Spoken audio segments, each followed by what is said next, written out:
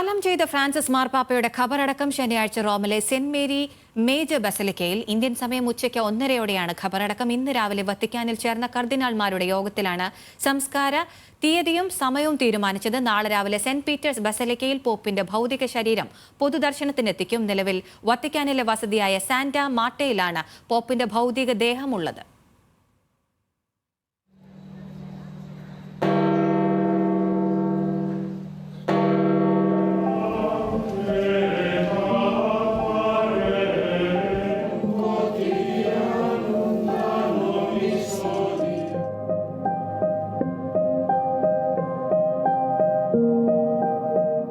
മേരിദാസനായ തനിക്ക് റോമിലെ saint Mary major ബസിലിക്കയിൽ അന്ത്യവിശ്രമം ഒരുക്കണമെന്ന് 2022 തയ്യാറാക്കിയ വിൽപ്പത്രത്തിൽ അന്ത്യാഭിലാഷമായി അറിയിച്ചിരുന്നു ഫ്രാൻസിസ് മാർപ്പാപ്പ.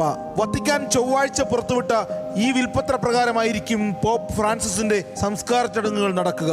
ഏപ്രിൽ 26 ശനിയാഴ്ച ഇന്ത്യൻ സമയം ഉച്ചയ്ക്ക് 1:30-ഓടെയാണ് ഖബറടക്കം.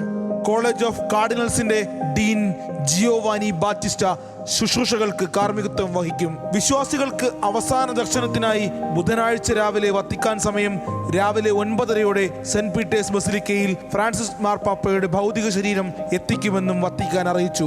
നിലവിൽ പോപ്പിന്റെ വസതിയായ വത്തിക്കാനിലെ സാന്റാ മാർട്ടയിലുള്ള പോപ്പിന്റെ ഭൗതിക ദേഹം കർദിനാൾമാരുടെ നേതൃത്വത്തിൽ വിലാപയാത്രയായി സെന്റ് പീറ്റേഴ്സ് ബസിലിക്കയിൽ എത്തിക്കും. വത്തിക്കാൻ സൈന്യമായ സ്വിസ് ഗാർഡുകൾ യാത്രയ്ക്ക് അകമ്പടി വഹിക്കും. സെന്റ് പീറ്റേഴ്സ് ബസിലിക്കയിലെ അന്ത്യകുർബാനയ്ക്ക് ശേഷമായിരിക്കും ശവകുടീരമൊരുക്കിയ സെന്റ് മേരി മേജർ ബസിലിക്കയിലേക്ക് പോപ്പിനെ എത്തിക്കുക.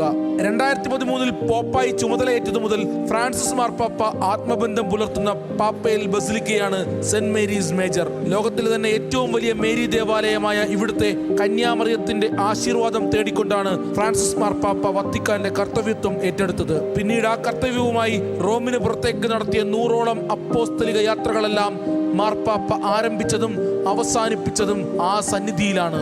കഴിഞ്ഞ ഒരു നൂറ്റാണ്ടിനിടെ ആദ്യമായാണ് ഒരു പോപ്പ് വത്തിക്കാന് പുറത്തുള്ള ഒരിടം അന്ത്യവിശ്രമത്തിനായി തെരഞ്ഞെടുക്കുന്നത്.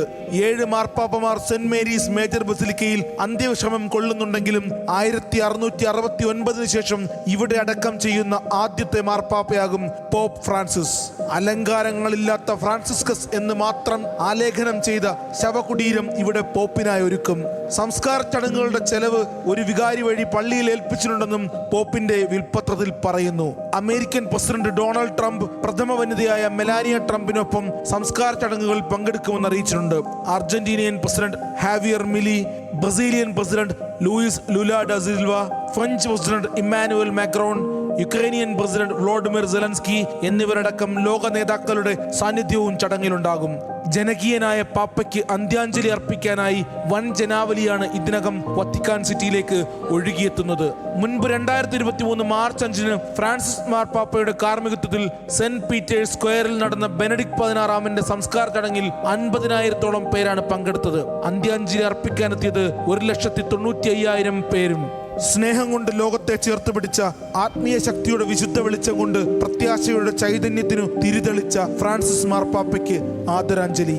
News desk, news Malayalam.